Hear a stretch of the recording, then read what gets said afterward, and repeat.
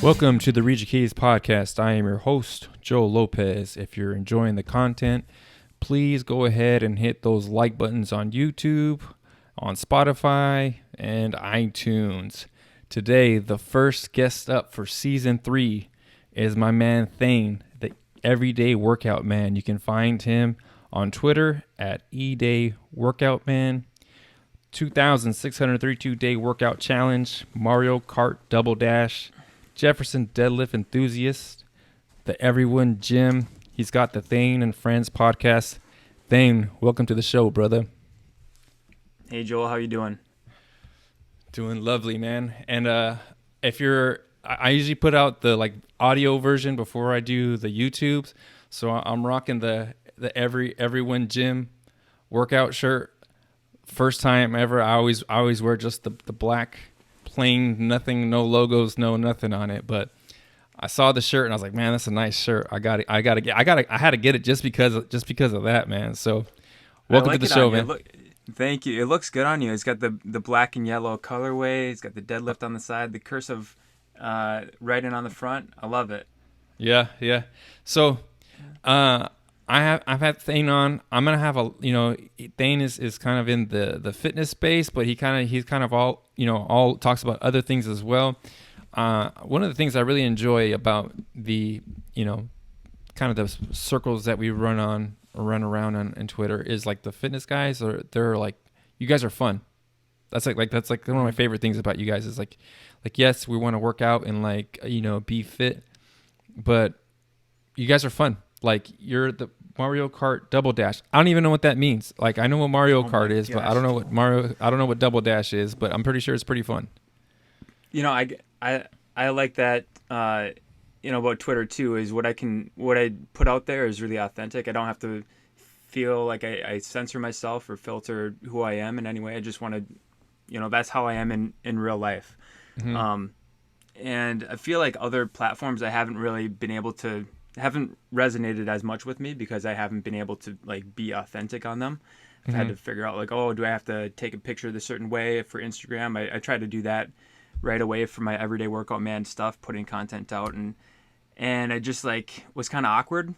But I really got more active on Twitter, after COVID, pretty much, when government forced you to kind of lock down and everything, and just your social circles shrink. So I was like, oh shit, sorry, can I say anything? Yes, you're good. Yeah, you're okay. Good.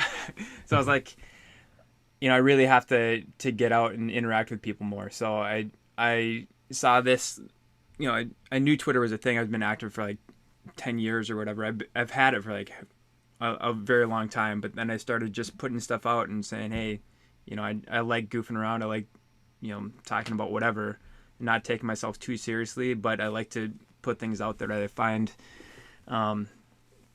moderately entertaining or educational or just thought-provoking. So it's a great platform for that, and it resonates with people that share your interests, which is really what I like about it too.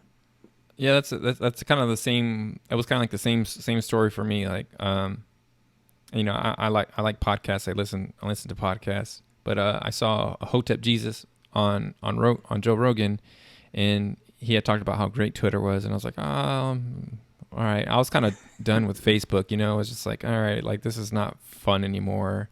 This was, I don't know what's going on, but it's like I'm just kind of tired of this already. And then all those things that you said, that's the same thing. It's like, you could, I feel like you could joke around more on Twitter. I say a lot of silly things, and it's just part of me is I take things serious. I take things serious, but I don't take myself serious. I guess if that makes sense. I want to play around. It doesn't like you said, people don't post their pictures that are super fancy on Twitter. It's just hey, here's just a quick pic that we took or whatever, and that's what it seems like.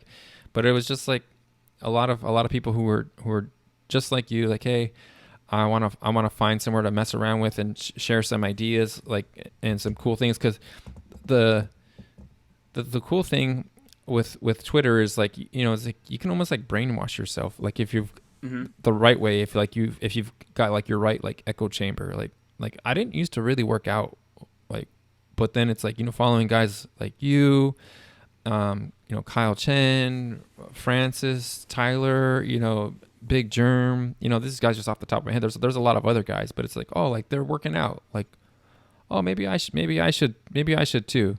Like, cause I work a desk job. Like this is what, sit down and, type all day and eating Cheetos and eating ice cream. Like, dude, like, it's not good.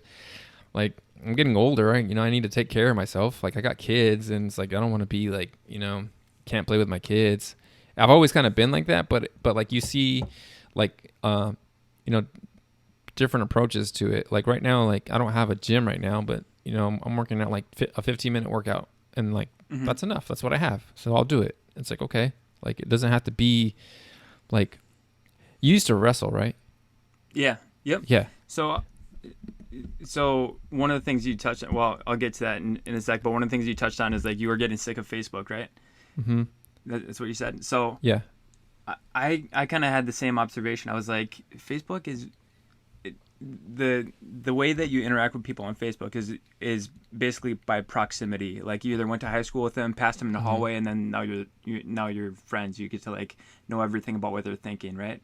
But on Twitter and like things that the reason that platform interacts or resonates with me so much is that you don't know each other by proximity. You know each other by values or by inside jokes and things like that. So I think there's a lot to that. And if you're around those people and you think, people within whatever circles you're in, either fitness circles or money circles or whatever, they got the same core values as you do, then you can kind of inception yourself into like having better habits. Like you were saying, like, hey, I feel like these guys really have it together, and they're all working out too. So maybe I'll do that for myself. Or they're all thinking a certain way in terms of like religion or philosophy or business. They're doing this with their business. Maybe I'll do that too.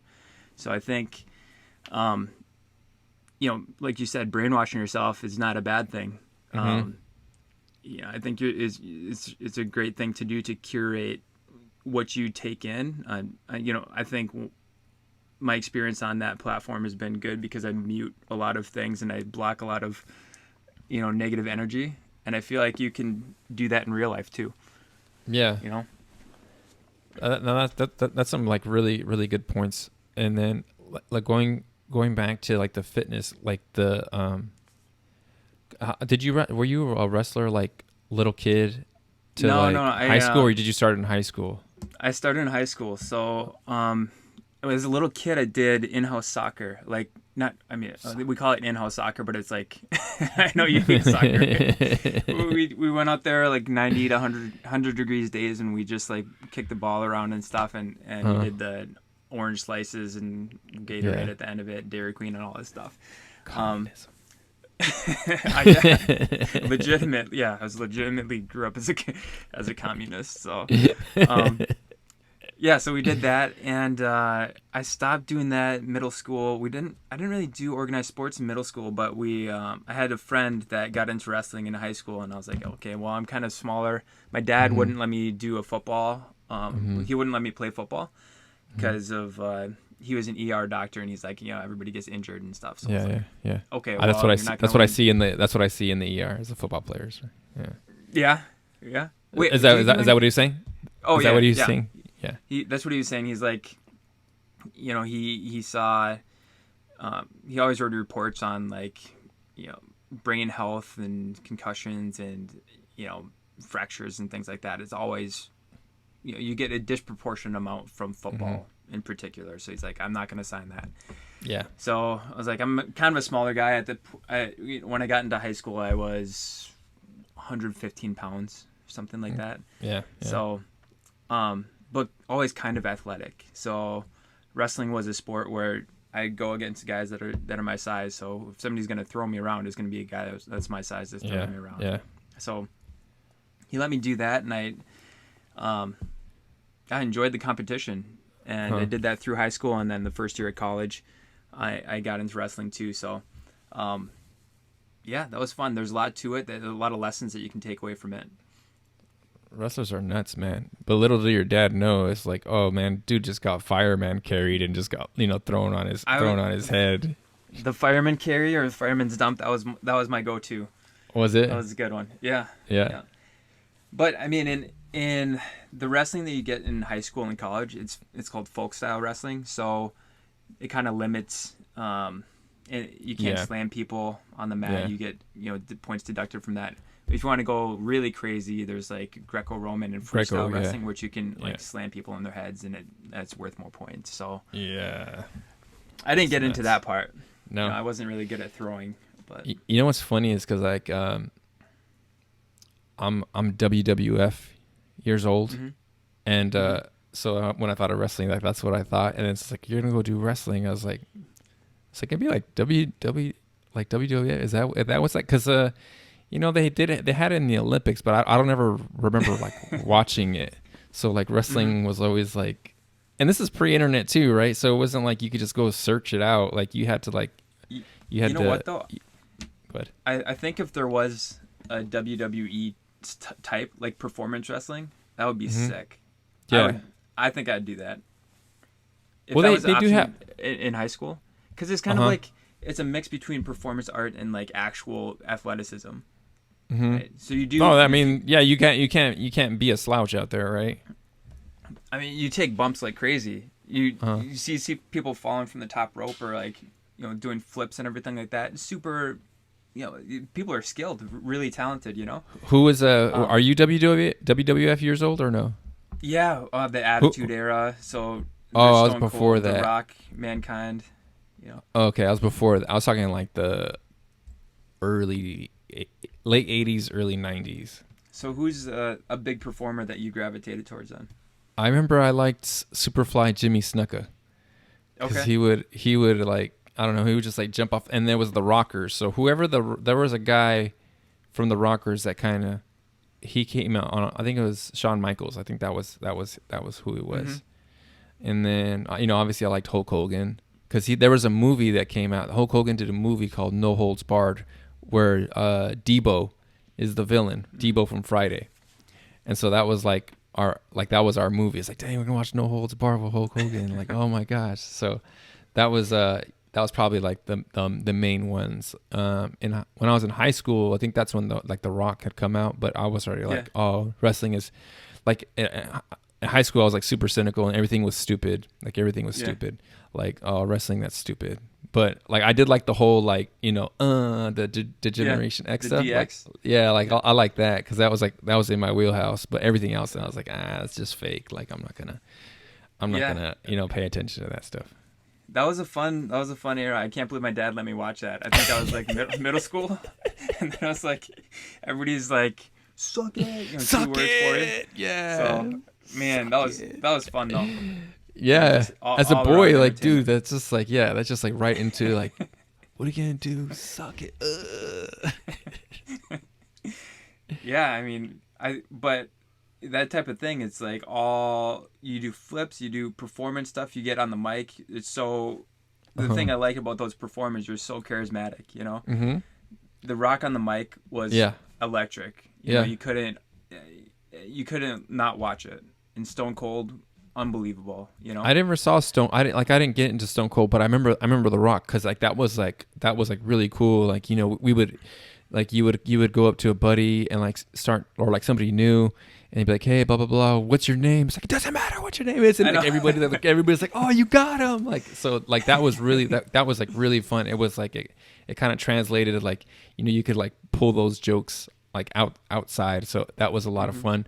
Who was better on the mic than The Rock though? Because like even me, like as like not like a follower, like I didn't follow Stone Cold, but like The Rock was like, oh dude, this dude is funny, like calling people candy asses, and there was another word, jabronis. That was the other, calling people jabronis. He was singing the SmackDown Hotel, which is a take on Elvis's Heartbreak Hotel. He's like, oh my god, he's good. I think he's the best, honestly. Yeah. I think on mic performance, The Rock has got to be the best. There's people that don't like him because of like whatever political takes or whatever that he's Hmm. doing right now. So Yeah. retroactively, they're saying, hey, he wasn't that good, Yeah. but he Yeah. was It's the like best. There's a reason stop. that Yeah. The Rock is like a billion Movie dollar star. performer. Yeah. There's no other person that has had the out of ring performance or success that he's had, and that's Hmm. because he just has it. You know, The interesting thing with there's him is like he was a former football. He played football, college Mhm. football at Miami, and like he was around like some like dogs, and it was like the football locker room is like a trash talking, like you get eaten up. And so I think a lot of like whatever he learned there, like translated really well to wrestling. Like I wrestled like a few years in high school, like not like very badly, but Mhm. like the football locker was different to me than the wrestling locker room. Oh, I'm sure. For Yeah. I think because first of all, like football, you have so many more players, kids, and then you need different types.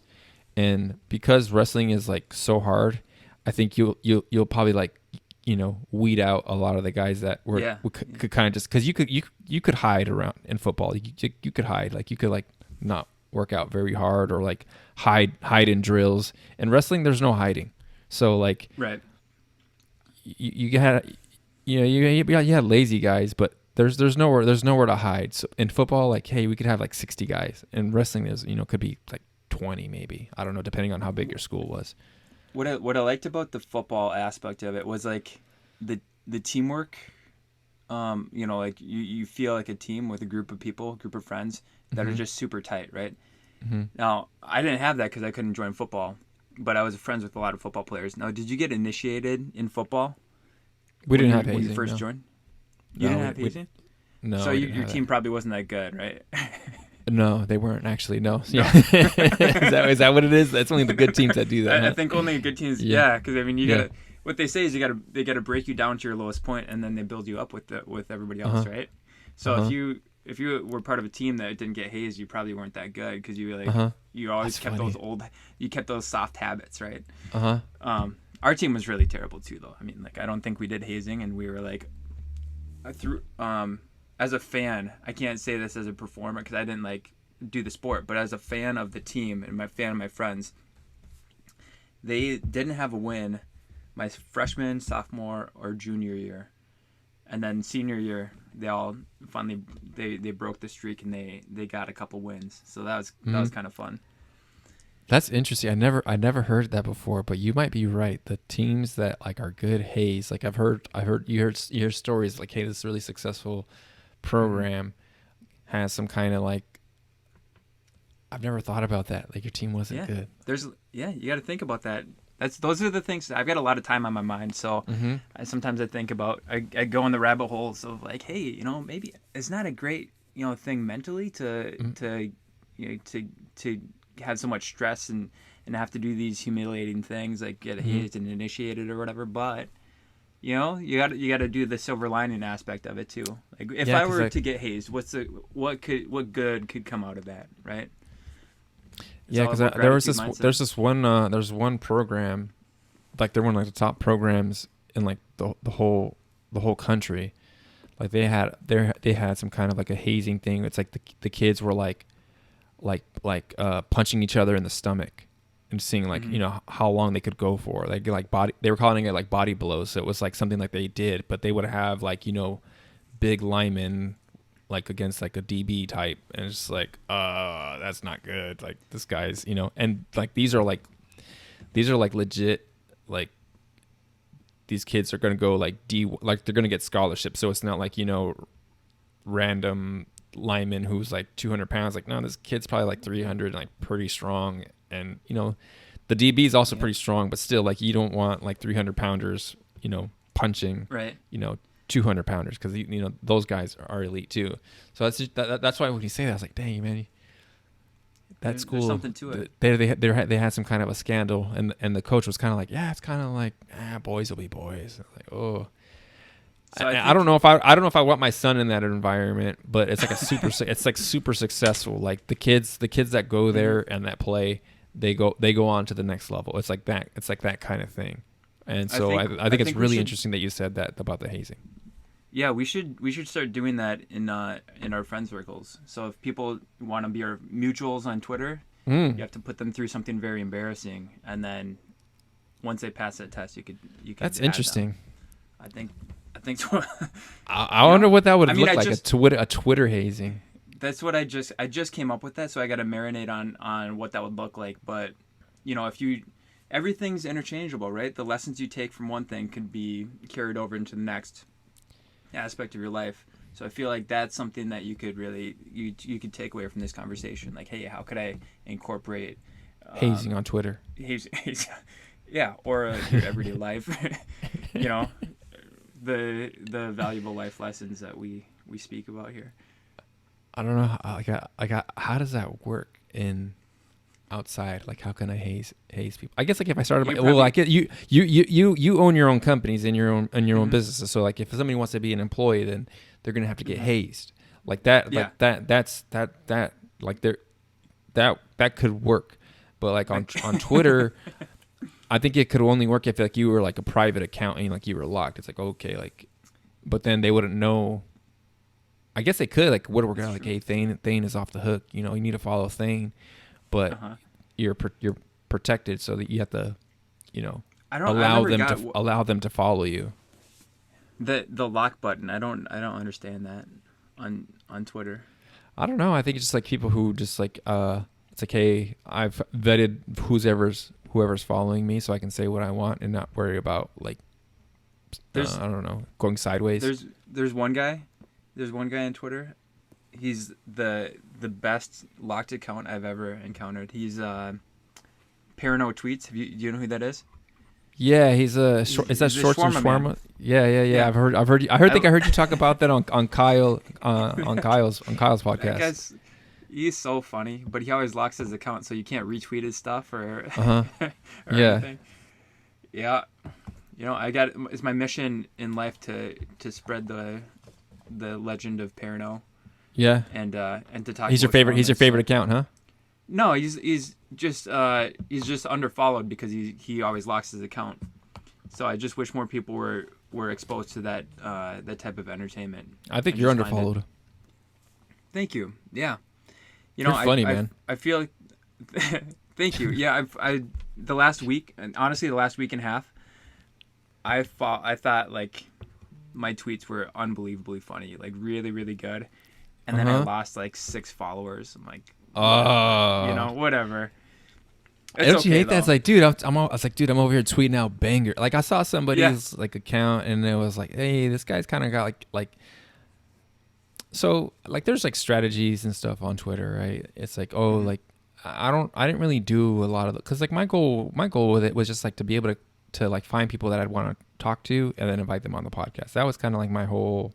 Like, what is my reason for being on Twitter? It's like, like I'd like to do a podcast, and the people in real life who I would have had on the podcast would have been like basically like it would have been like more religious because it's like that's the kind of like the circles I run in. And it's like I don't want to just talk about that. Like that's a big part of who I am, and how I live my life. But like I want to talk to people about entrepreneurship. I do want to talk to people about like politics and their faith and like not limit myself, and like Twitter is like, hey, you can kind of open yourself up. But yeah, I think you're super underfollowed because like there's just been this whole thing within like the last week where like you like somebody will tweet something and then you take it in a different direction and joke with it, and then it's just like, why am I like this? And it's like, dude, I feel like that too. Thane is like that. Like I feel like I got blocked by a mutual one time because I did a why am I like this thing, and I even joked about it. I was like, I got blocked, and I was like, I kind of get it why you did it. Like it kind of sucks, but I understand. I could be too much sometimes. So like, okay, like all right. Why? That's so funny. So when you did that, I thought about that. I was like, why am I like this? Like they were tired of me. Like okay. Yeah. I could see that. I could see that. I mean, it's the whole attitude about not taking things personally, and then just. You do things because you think they're funny, and if somebody else doesn't agree with that or doesn't resonate with that person, like you can't take it personally if they block you or whatever. It's just like it's out of context, or if they don't find it, I don't know why they wouldn't find it funny because you're hilarious too. But well, because the thing too is like it's not like my first rodeo, right? Like if they were following me, it's like you gotta know what you're getting, right? Like hey, I'm gonna say some stuff, and I never mean to be mean spirited about stuff. Sometimes I can be, and I know that, and so I try to like check myself about it. But like the main thing is like I just want to laugh, like that's really it. Like you and Jason, like super funny. Abe Lopez, super funny, man. Like it's like, oh, like, let's joke. Jason, I invited him on the podcast, on my Thane and Friends podcast, and he called me out. He said it's just a phishing scheme to get phone numbers, which it is. And then he never signed up for the Calendly link. So I think he's paranoid. He either doesn't have a phone or he's paranoid about it. So. Well, he has a phone. We know that. He's like, things are fed. So? That was one of my favorite. Like those jokes like that. Like if you're one of the things that I put out there is if you're a Fed and you want to record conversations, just say you got a podcast and you're good to go, right? Yeah. So that type of thing is so funny to me. And just, that's what I like to do. Joel, got a question for you. Yeah, let's go. Have you always been religious, or how did they come out?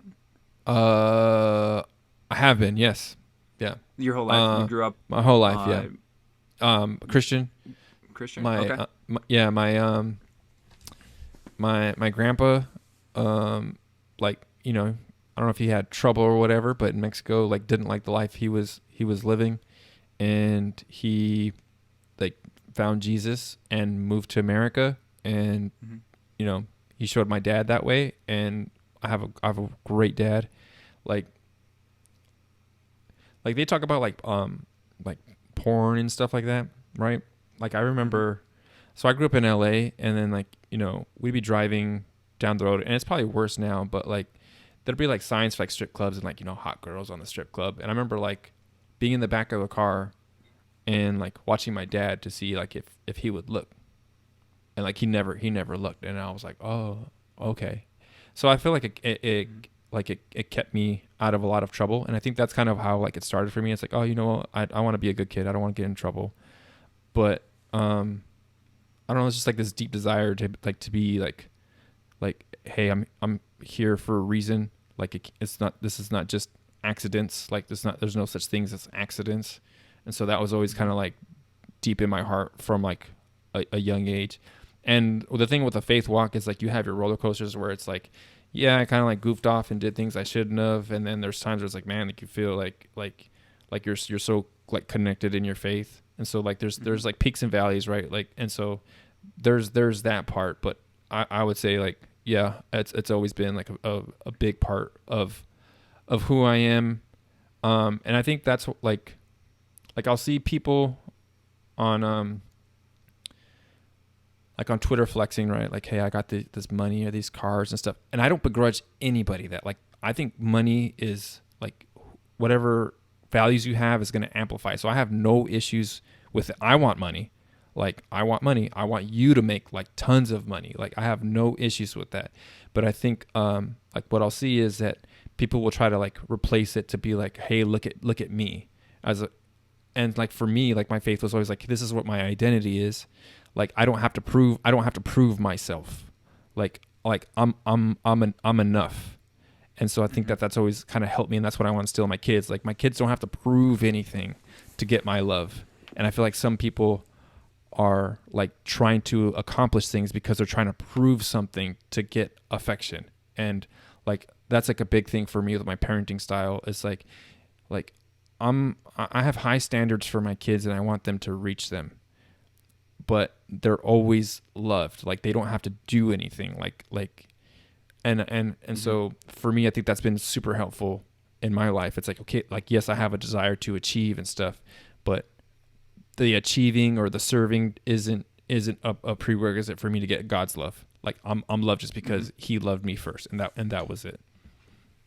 The thought behind unconditional love is super powerful. I think. When you lead with that, and when you're able to show people that, the grace and the ability to forgive, and not set people. You want expectations, like you were saying, right? But you don't want your love to be predicated on people reaching those expectations. Yes. Including yourself. I feel like people, you want themselves to achieve certain things, and if they don't, they're not going to love themselves, and they don't give themselves the grace and forgiveness that they deserve.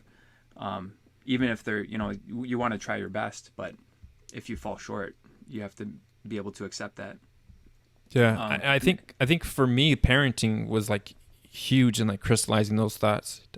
Did you find the same thing for you? Because you have kids too, right? Yeah. So I asked about you said you religion was a big part of your life, and when I grew up, my mom was Buddhist, my dad's Presbyterian, so like religion to me it was kind of different because they taught me the same lessons and a lot of the things mixed together, right? But it was like very very clearly, some value sets were just on different paths, right? And religion to me, like to pick one, it was way more analytical than like just faithful, right? So because like if I felt like I was doing more of a Buddhist thing per se, like choose my mom over my dad, or if I'm doing like a more Christian thing, it's like I'm you can't, as a kid you can't really that's a weird place to be, right? Yeah, that's interesting. So I religion to me has always been like more like analytical than a faith-based type of thing, but like I feel like by doing that, by looking into all these different religions, being like, hey, I feel like I've got to choose one, that kind of like put thing in a different perspective, whereas overall I just pulled out the main values that you get from these different religions and kind of went with that as a big value set, and that's what I use to lead my kids and lead my family, and I try to do that in my life in general. But that's kind of what I was kind of thinking about. I interact with so many people that are faith-based and are Christian or Muslim or Buddhist or whatever, and it doesn't. I don't see them as whatever religious label they put themselves out to be, but I just see if you're leading a good life, or if you're your actions. I look at your actions, or not how you want to label yourself. Yeah, I think that's some of my favorite people on Twitter are like atheists, and people would think like, oh, like, hey, you're a Christian, like, why are you talking to atheists? Like, dude, people are people. Like for me, like, obviously I want everybody to believe like I believe. Like I'm open about that. Like, I would like everybody to believe like I believe, because this is what I know to be true. But that's not gonna push. That's not gonna keep me from being friends with somebody or friendly to somebody. Like I just like being like it. Ultimately, like, even my own kids, they're gonna have to make that decision for themselves. I can't be faithful for them. So like that's between you and God. So like that's between you and God. Like we can joke, because like I do want people to believe like I believe, the kingdom, baby. Like that's what I want. Like, all right. So that, like I make no, I'm not ashamed in any of that. But that's not going to keep me from saying what I believe. But also, like, hey man, if you believe that, like, all right, like you work that out with God. All right. But we can still joke here. I'm gonna love you.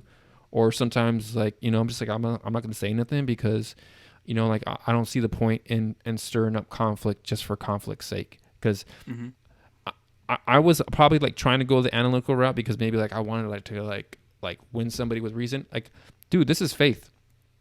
I can't convince you of that. Like that's for you to experience. Like when you married your wife, like maybe it was analytical or whatever, but like if somebody had told you like, hey, don't marry her, it's like, you're taking a leap. When you get married, you're taking a leap of faith with this other person. So like you can use reason as a tool to like, hey, like, but what it comes down to is like, are you going to believe when things don't make sense?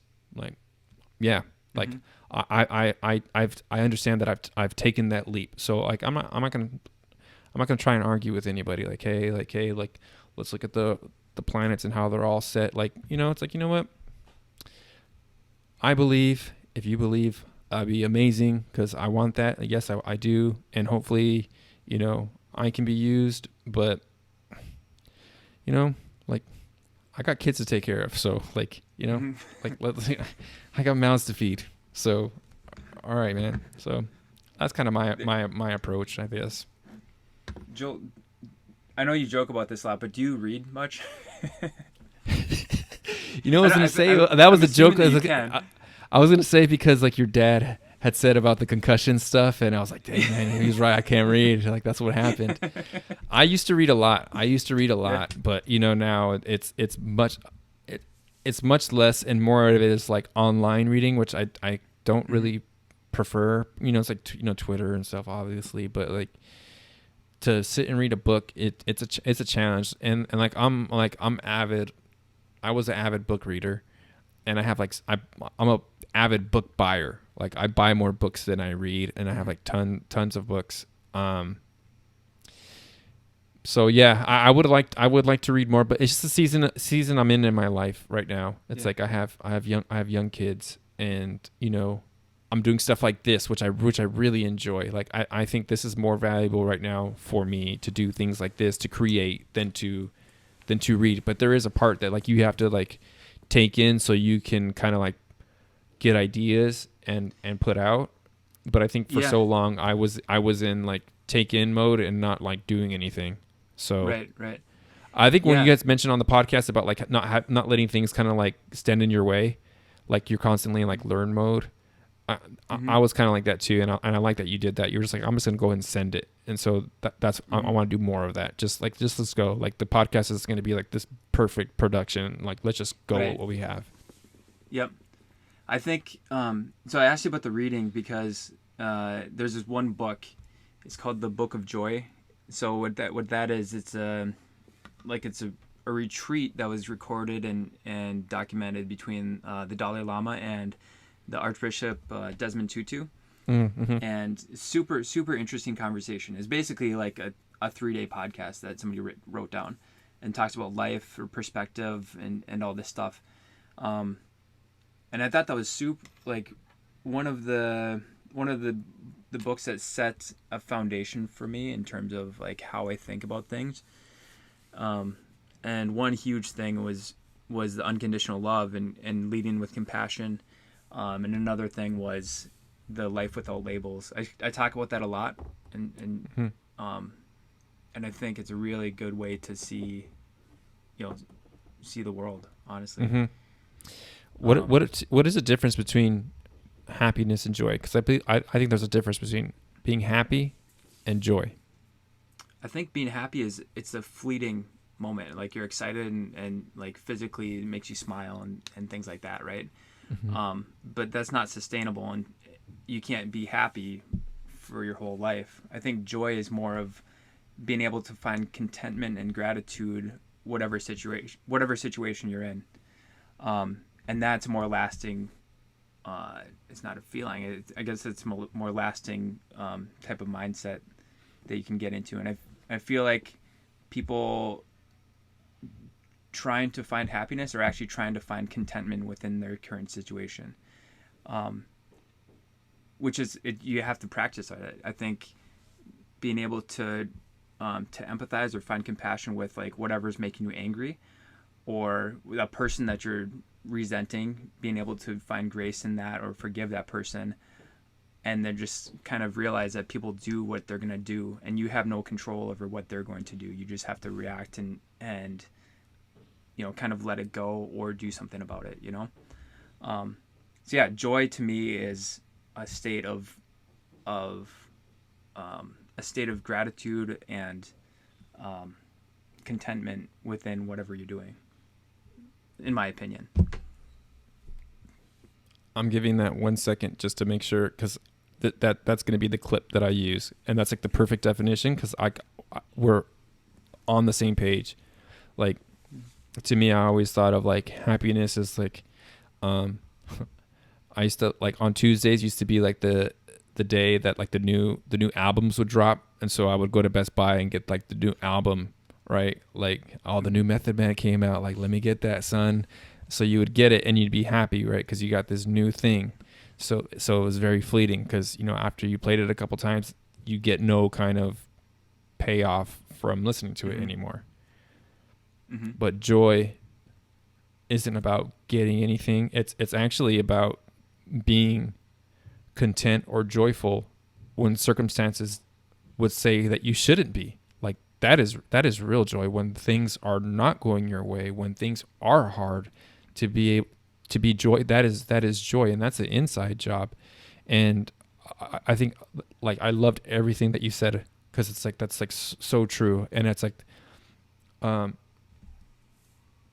that's what I, you know, in my faith, that's kind of something that I work on. Like these last couple of months I've had, they've been a kind of a pretty big challenge, and it's like, you know, being able to find joy. It's like, hey, you know, this is temporary. This is you know, things aren't kind of going your way right now, but let's find joy, because we want to be examples, you know, to my wife and to my kids. And like, you know, we're constantly talking about like, hey, like, yeah, this is tough, but it's an inside job. It's not about like, hey, I have all this money, I can buy whatever I want. Like, there is no problems in my life. It's like, that's not real. Like, you're going to have issues. Like you said, you can't control anybody else's reactions to things, their feelings about things. Like happiness to me needs everything to kind of be lined up. Whereas joy, it's like, hey, I deal with people who disagree with me, don't like me, who maybe actually want to harm me. I have people who want to support me. So it's like this push pull, right? Like, you have if you're out in the ocean, sometimes it's gonna be nice, smooth sailing, and sometimes you're gonna have stormy seas, and you're gonna get tossed around. Can you be joyful in both of those situations? Yeah. So there's this one in the book that I mentioned. There's this one story that really, like, if I remember feeling like I'm just stuck in a rut, I kind of run back to this story that brings perspective to what I'm doing. And this one guy, he was a monk, Tibetan monk, and he got thrown in jail. And it's a really terrible place. He got tortured for years and years and years. And eventually he got let out. And he was asked, like, what were you most fearful of when you were in there? Because they did some terrible things to him, right?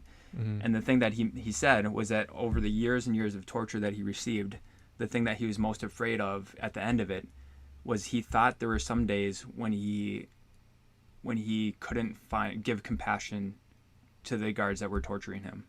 Mm-hmm. Which is like, if you can go through such a terrible experience, and the thing that you're most afraid of is not, you know, leading with compassion to those who have done terrible things to you, like, that really puts the things that you find, or you know, maybe a week in business is not going well, or like, you know, whatever problems you're having, there's always something that you can do to kind of center yourself and ground yourself in knowing that, you know, maybe the outcomes aren't great, but the process of how you live is what you really have to focus on. And if you're you know, leading with compassion, you're leading with love, you're doing the right things, you're living according to your values, as long as I'm doing that, I'll be okay, you know? Yeah, that's impressive, right? Because it's like, human nature is going to tell you, like, this guy is hurting me. Screw this guy. I want this guy to endure worse. I want to give it worse to him than he is to me. But to be able to, like, have that kind of sense of, like, I think the quote from C.S. Lewis is like you are not a body. You're like a soul in a body. Like you're really a soul in a body, just kind of like traveling through, like having that kind of anger, resentment, bitterness towards somebody. That's gonna what's gonna eat away at your soul. I think. I mean, just kind of talking here. To be able to think like. And that's a really hard thing, man. Like I'm talking to people, especially like in my faith too. It's like, people who've done terrible things, and then it's like, well, like you don't want to excuse anybody's bad behavior or really awful behavior, but it's like that asking the question. It's like, well, do you know what happened to them when they were kids? Like, yeah, you know what? If you would have known like what they went through as kids, like your heart would break for them. It's like I don't want like, but all you see is the right now. It's just like I am so upset and angry with what they've done to this person. But then it's like if you would have seen them when they were like a cute little 5-year-old and the things that they went through, that your heart would break for them. Right. There's this mind exercise that I do sometimes. My wife likes to watch like crime shows or whatever, and it goes through like what happened, what terrible thing happened, how they found this person, and then what happened to the person that did it. Right. Sometimes when I watch those shows, I do it with a mindset of like, if I were the victims' families, would I be able to forgive that person, or like how would I sort that out? Yeah. Right. And that really puts your mind in a really crazy place. But I think it's a good exercise to do, because if you don't subject your brain to those stresses or that thought process, if something bad were to come along, like that's gonna break you, right? I mean, so I don't know if that's like something that I'm just weird for doing, but like that's kind of how I look at those shows. I have a friend. I actually did a podcast with her. It was like one of my first podcasts. So she would help women who were sex trafficked get out. And like, so she would like work with them. Like they would be like in a home, and she would work with them, counsel them. And one of the things that she said was that in trying to counsel the woman, sometimes she had to work on forgiving the abuser. And it was like, I don't want to forgive the abuser because they've done these terrible things. I'm so mad. But it was like she couldn't even bring that kind of energy to help. Like she had to clear out that energy for her to help the woman who was trafficked. And I might be messing it up because this was a while ago and I got dad brain. But like it was to that effect of like, I had to forgive the abusers for what they did, because I was wanting to help the victims to be able to clear it out, because even like there was like a lot of like strange attachments that kind of happen in that area. So, and it was just like it kind of blew me away. And like my faith tells me to forgive, but it's like when it comes time, like it's easy to think about forgiveness when it's like, oh, like that whole like, hey, you stepped on my shoes, like, hey, no big deal. Like, but when you have really been hurt, like when it's really been hurt, or somebody does something like really like terrible to somebody you love, like that's real forgiveness. Like, and like, you pray that like, you don't get hurt like that. Like you don't want that for anybody, but if you've gone through it, it's like, I don't want to. I'm so mad. Yeah. This is not right. I am so mad. And no.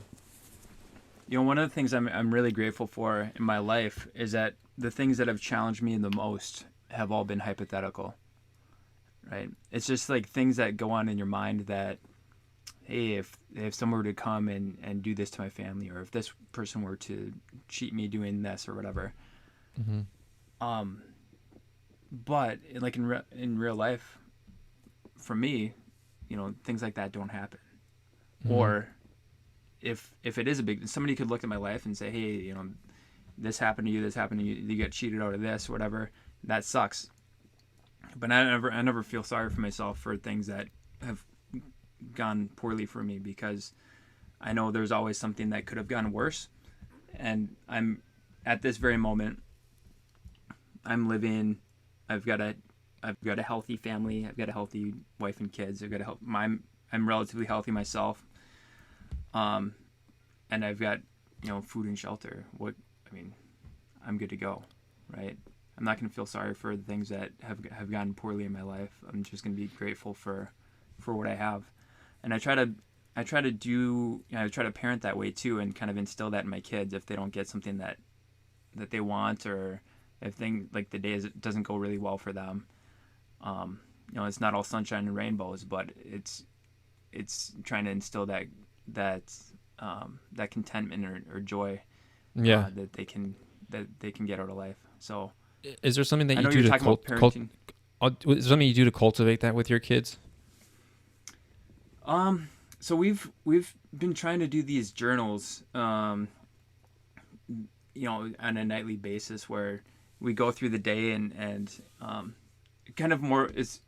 My kids are in third grade and in first grade. They're moving into fourth and second grade, but it's some big picture stuff, but it's also like the tactical, like, hey, I can do this, and in the process of doing this, it kind of like starts to form, hey, okay, well, I can feel I'm thankful for this. Mm-hmm. And they try to see that kind of inceptions into their mind, like, hey, I can keep this in mind every single day, and there's always going to be something that I can feel grateful for. My son always writes the same things down. He's like, my family, the cats, Mm-hmm. My toys, or whatever. I'm like, Yeah, that's fine. That's, but those small practices, I think they really add up and accumulates and something that'll stay with them for a long time. Yeah. One of I'm not really like pet peeve guy, but one of the things that like my kids know will like really make me mad is being ungrateful. Like that will make me so mad. And so I always do my best not to negative parent, like don't complain. It's always like, let's be great. Like switching, like, let's be grateful. Let's be grateful. Cause I don't know if that's like the football in me or whatever, but everything is like, don't. Like, so I want to instill gratitude in them. And somebody who really helped me was John Shout.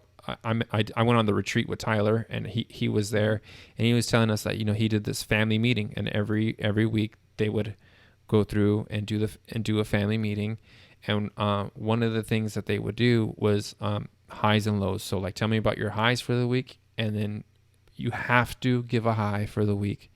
Like, it's mandatory. Come up with a high, and then if you have a low, go ahead and say it, because it was like giving the space in the family to kind of discuss things and kind of like let's hear, but it's coming from like, you have to have a high, so let's start with that first.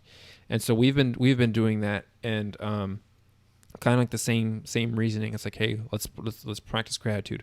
What were you thankful for this week, or what were just like some highlights for your week? Let's think about those things, because some of the things that you say, Thane, like I'm pretty sure you've run through challenges, and but the thing is, like, you don't dwell on them, so you don't like think about them. Like, I feel like there's a lot of people now who, like, bad things happen and like they focus on them, and it just keeps on taking them down. Like, part of like the I don't know. Like, I'm trying to work on this coaching where it's like talk about the pain points and stuff, but it's like, I'm not a pain thinker. I'm a pain like ignorer. Like no, like it could always be worse, like you said. So like so to me, like, everything is like not that bad, because like, it could be worse. Like, it could be worse. Like, this thing didn't break my way. Well, it could have been worse. So like, let me just be grateful that it wasn't, and then God's got something in store for me that's gonna be better. Like, let me get to that thing instead. So like, that's kind of like my mindset on a lot of things. And so I do struggle with like trying to find pain so I can make like cool stories, because it's like that's what I'm saying. Something I really want to talk about. I think so. I think a lot of people resonate towards people that are very open about their adversity and that have overcome it, because in that adversity, in that story, they find hope in themselves that they can get through whatever the hardships they're getting through, right? And I think that's really cool too. When I look back at my life, I know there's points where it sucked, right? Like, my parents got divorced when I was 8, which sucked. But they both love me, and they're both parent me, and they're great parents. So I've got my brother that I went from 8 to you know, the end of high school with. So I'm grateful for that. I got my master's, but I didn't fulfill my PhD, which is like, oh, that could have sucked, because that is something that I wanted to do. I thought I wanted to do for a long time, but at the end of that opportunity, it's like, I realized that I didn't want to move forward with that career or that line of work. So I had to pivot. And at the end of grad school, that's all you know as a formal education, what the heck you're going to do. So that's something that I could have like dwelled on for a long time. But now I'm doing something else, and I'm happy with my place in life. So like being able to manufacture fake hardships, I feel like it's for me to say that I've come from a place where it's been tough is very difficult, even though from an outside perspective, people could say, hey, this person's gone through this, that freaking sucks for them, right? Now they're where they are. They're living a fulfilled life. Yeah. But like the thing about having like cultivating such a gratitude and content mindset, it's like whatever happens to you before, you're not going to dwell on that. You can acknowledge it and then be like, hey, this is what I'm going to do to get out of this situation. And you focus on that process. Yeah. You don't focus on dwelling on things that you can't control anymore, that are in the past, that's happened to you, but they don't define you. So that's kind of like my mindset towards it.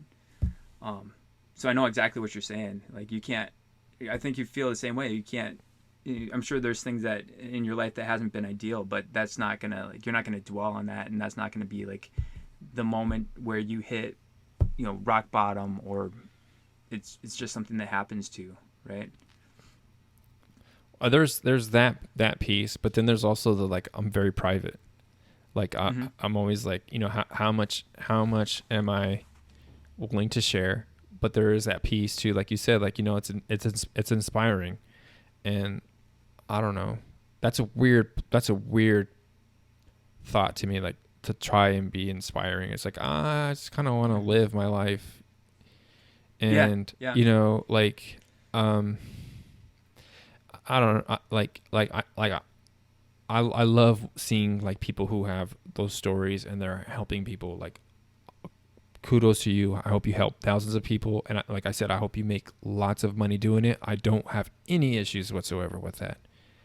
It's just, for me, like, it's like I don't know if it's I don't know if it's authentic to share that way, because that's not the way that I share. Like say me and you, we have our conversations, maybe we'll get to it at that point, you know what I mean?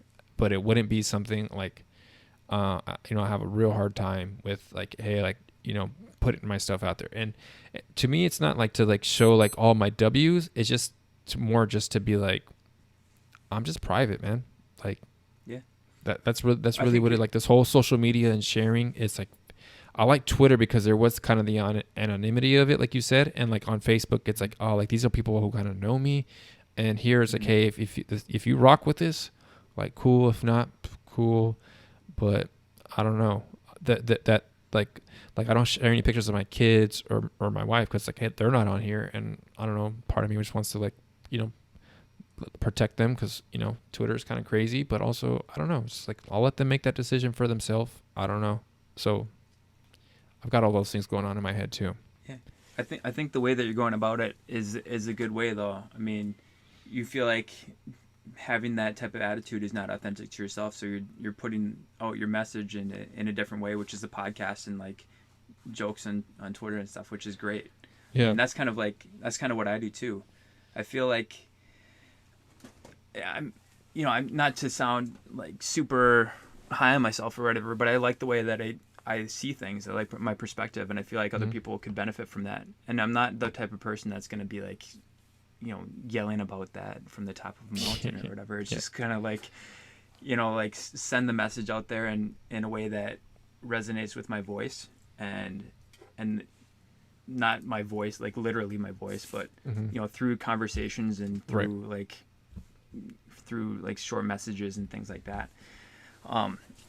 And finding that medium is a really nice thing to have. Yeah, because like for me, like I knew that, like, I had a feeling our conversation was gonna go this way, because like we interact quite a bit, but like I think sometimes people are surprised by me like the way I talk on the podcast. 'Cause it sounds like way different than how I tweet. Like way different. It's like, oh, like this dude is like, he's not just like constantly cracking jokes. Like, yeah, I am constantly cracking jokes. Like that is who I am.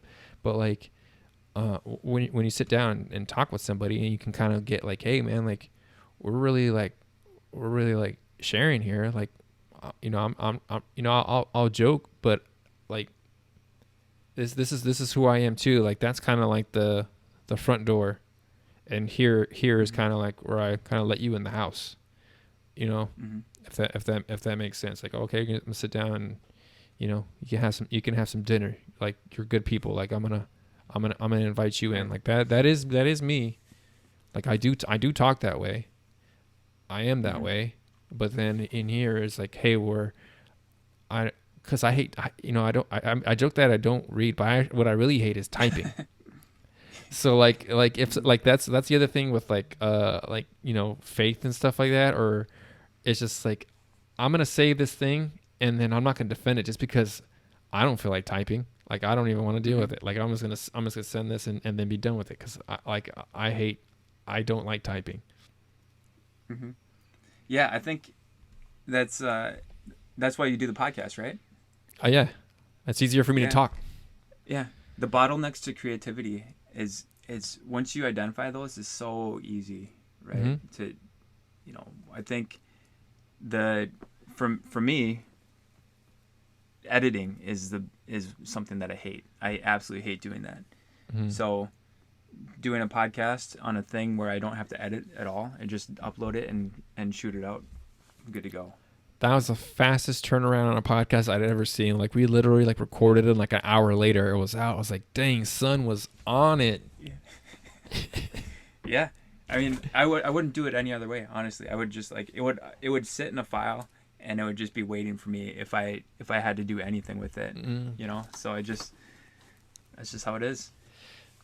Last night I was up way later than I even planned on because I had like the 2 seasons worth of like files that I like transfer over and move, and like my desktop was like a mess, and I was like, dude, I'm planning on recording like a few podcasts and stuff. It's like I can't have all this stuff around. Like I don't have enough space, and so like it like I was up so late just trying to like get rid of it because like I don't even like computers really. Like like I don't like technology. Like I don't I like what it does, but I don't like having to like deal with it.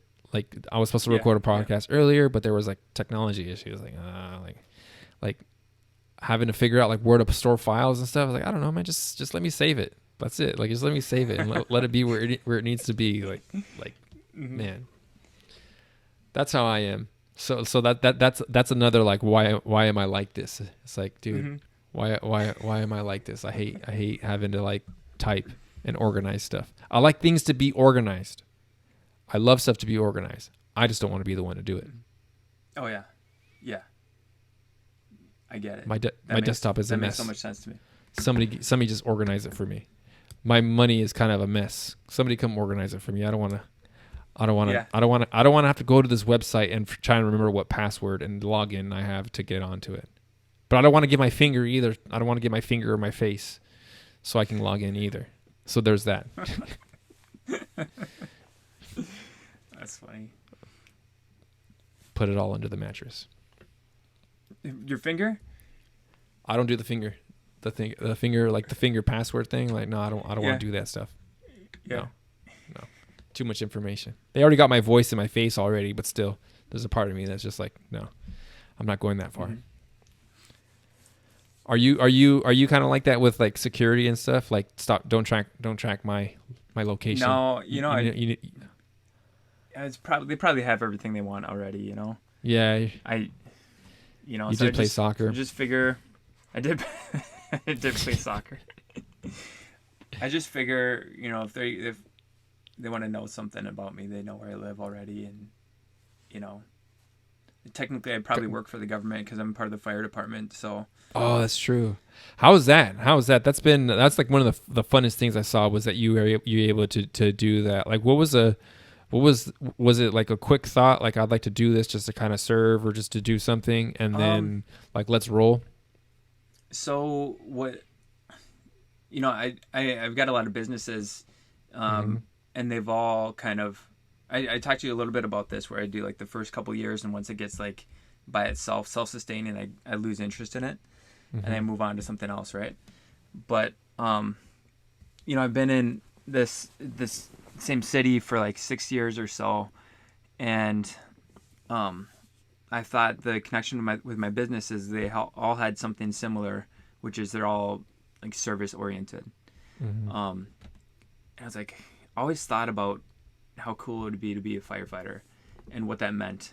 And I didn't want to make a decision to do that unless I was really serious about it, or if the timing was right and like I was able to make a commitment. So when I was able to kind of shift into working from home type of thing, where a lot more hours opened up, I gave it more thought, more serious consideration, and I talked to my wife about it. She really loves it, or the idea of it. And I actually had a talk with, I called Mike, Hollywood Mike Whitelaw. Okay.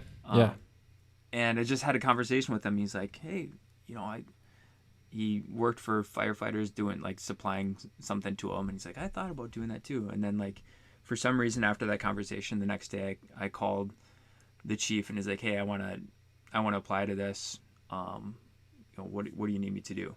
So that was around Christmas this past year. And then, had an interview, got voted in by the members, and right now I'm done doing EMT work. I passed the boards and skills tests, and I can go on ambulance calls without supervision, so, or without being the fourth member. I'm still the third, which is what we do. But yeah, it's great.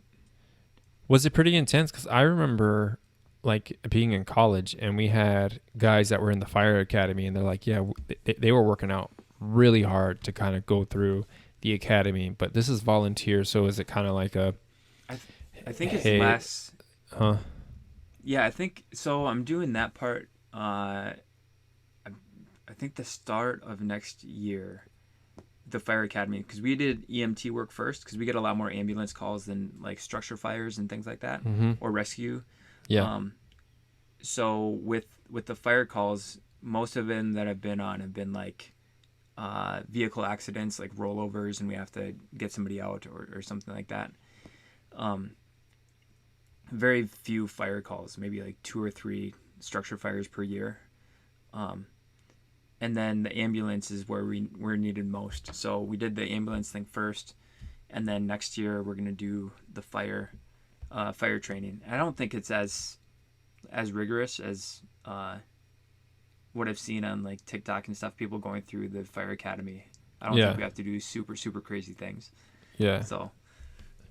Yeah, because I have few friends that are firefighters, and it's pretty intense. On the front end, they've been doing it for a while now, but I remember it was like very demanding, very stringent on the front end for them to be able to get in. But yeah, it's like, hey, it's volunteer, so it's like, hey, we need help. Like, we can't expect that level of intensity out of somebody who's kind of trying to offer a hand. Like, okay, like let's lighten up for that. I realize that one of my strengths in the department is I'm going to be pretty much the smallest guy who's an active firefighter. So I'm going to be the dude that like goes in the crawl holes and things like that. You got to squeeze into tight spaces. So that's going to be. Are you claustrophobic? That's going to be fun. Well, the only time that I am is like when I watch these videos of guys like squeezing into like caves and stuff. Yeah, like spelunking, right? Sucks. Yeah, I would not have like go anywhere near that stuff, but yeah, they're super tight. It's like, dude, like, yeah, I don't know, like that's a like you don't even know what's underneath cave there, or like, yeah, like if you get stuck, like how can you trust that you're not going to get stuck? Yeah, that makes me really nervous, that part. But I don't think I'm gonna go through many caves. That makes me Even nervous if it is like watching it. Imagine yeah. doing it. It's like, ugh. Like sometimes if I watch that, I catch myself not breathing. I'm like, oh shit. Okay, yeah. But I'm going through like wood or whatever. If I really have to get out of some place, somebody's gonna be able to break me out of there. It's like a structure, right? It's not like rock. Exactly. It's like, okay, they can break a window over here, or take out these baseboard, whatever they're called. I'm not handy either, so like, forgive me. I can't read it and I'm not handy. That's like not a good combination. You got a lot going for you, Joel. I got a lot going for me. Yeah. I don't know how I've made it this far. But it's time to land this bad boy here. Anything that you wanted to plug? I know you got the Thane and Friends podcast, which I'm a fan of. I am also what do you call it? A member or a guest? You're the very first guest of the Thane and Friends podcast. Mm-hmm. That's been a fun little project, just like what you're doing. I like to do the podcast. It's a 10-minute episode, so keeps the conversation super super short and rapid fire. Mm-hmm. And we'll see where it goes. But I've got a nice little lineup with guests throughout the rest of the month and stuff. So that's a little fun thing to keep an eye on. With the podcast, I just talk about anything, everything that I find kind of, entertaining or educational or thought-provoking. So those are the things that I've always focused on when I talk about things with friends. And I think most of it is just connections, right? Mm-hmm. Finding connections with people that I've either been friends with or have met through different types of social. So I'm going to have people through Twitter and then people, my college roommates and friends from high school and stuff on there too. So that's going to be fun. You have any idea how many like episodes or seasons, you're just going to kind of do it until you just don't feel like doing it? Because like for me, like I do like seasons. So like this is like episode 1 of this season, and I'll probably do it, I don't know, depending on how it goes, till like the end of the year, and then like take a break because I got to schedule around like work and kids and stuff like that. So it's like it gets kind of intense. So like I give myself a break. Do you know who Gary Vaynerchuk is? Yes. Yeah, he does this thing. He likes 5s. So I invited him on the 5,555th episode. So I got to last at least that long. It's going to take a while, but it's consistency. You can have a bunch of like 1-minute episodes, just split them and turn them into like 3. I think Drake did that as one of his albums. He just split them up into like a bunch of tiny songs. Who's that? So Drake, I think he did that. Who's Drake? Drake? Shut up. Get out of here. You know Drake? Get out of here. I only listen to rappers who were rapping in 1999. Okay. Oh, you had me going there for a second. Yeah. But Thane, you can find him on Twitter at eDayWorkoutMan. 2,603 day workout challenge. Did you do that? Is that like straight days of No, it's still going. It started in September of 2017.